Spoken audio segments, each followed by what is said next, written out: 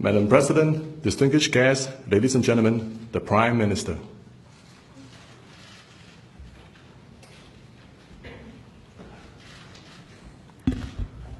President Halimah Yacob and Mr. Muhammad Al-Habshi, Chief Justice, Excellencies and distinguished guests, ladies and gentlemen. We are here this evening to witness the inauguration of Madam Halimah Yacob as the 8th President of the Republic of Singapore. Madam President, congratulations on your election.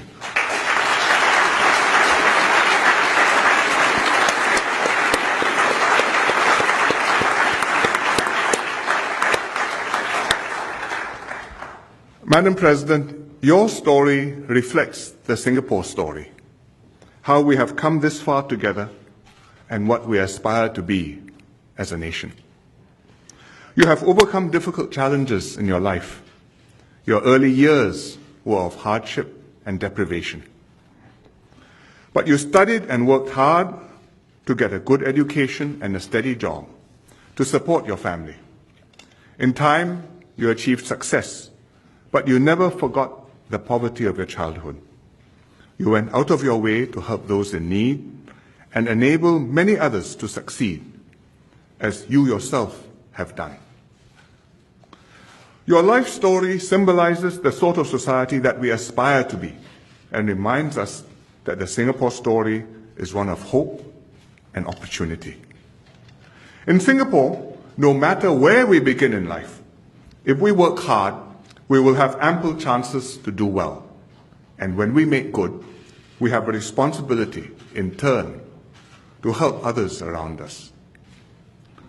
Madam President, you bring to the Presidency a heartfelt concern for your fellow citizens, a strong sense of duty, and a sterling record of public service.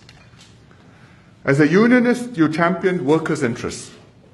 As a social activist and community leader, you cared for the underprivileged and groups in need of special help. As a Member of Parliament, you worked with residents to solve their problems and brought people together to build a community. As a Minister of State, you worked with youth groups to engage their energies and idealism, improved childcare services to support working mothers, and enhanced support for the disabled by setting up the Centre for Enabled Living, which later became SG Enable. As the Speaker of Parliament, you were even-handed and fair to all MPs, encouraging robust debates on national issues while maintaining decorum and order in the House. Your wealth of experience in public service has prepared you for your new duties. The President has important custodial powers over the nation's past reserves and key public service appointments. When exercising these custodial powers, you have to make independent judgments on the issues before you, taking full advantage of the experience and advice of the Council of Presidential Advisers. At the same time, the President has to work closely with the government for the two key mechanisms to function properly.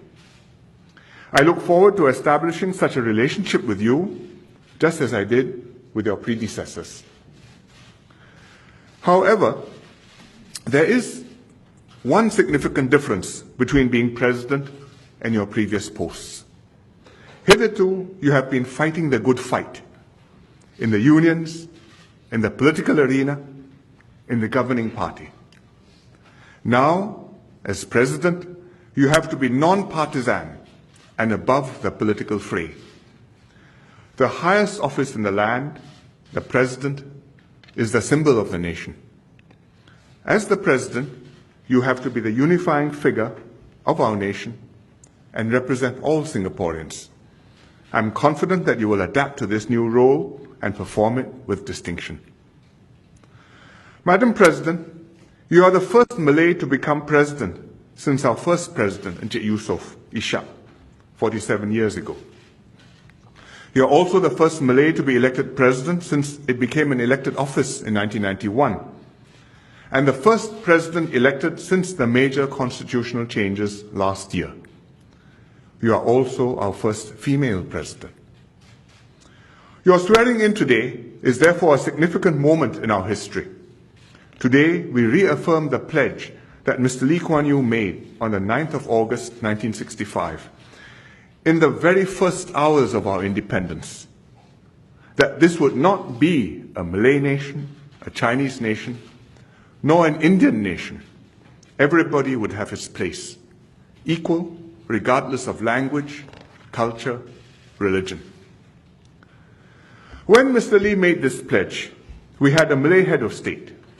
President Yusof Ishak symbolized visibly that though we had been forced out of Malaysia, primarily because we were a Chinese majority city, independent Singapore would never in turn suppress its own non-Chinese minorities. We chose the nobler dream, a multiracial, multi-religious Singapore. Madam President, half a century later, you symbolize visibly that Singapore will persevere with this dream. This has become all the more urgent considering the trends in our region and the rest of the world. In an age when ethnic nationalism is rising, extremist terrorism sows distrust and fear, and exclusivist ideologies deepen communal and religious fault lines, here in Singapore, we will resist this tide. Here, the majority will make extra efforts to ensure that minorities enjoy equal rights. That is something special, precious, and fragile. That's why we make sure that Parliament always has representatives from all ethnic groups. And now we will regularly have a head of state, the symbol of the nation, who can look like President Benjamin Sheares, who was a Eurasian, President S.R. Nathan, who was an Indian, President Tony Tan, who was a Chinese, and President Halimah Yacob, a Malay and a woman. Indeed, that was the compelling reason the government amended the Constitution last year. Madam President, Encik Yusof Ishak was President of all Singaporeans, regardless of race, language, religion, or gender. You too will unify all of us. You too will strengthen our sense of nationhood. You too will be our president. Thank you.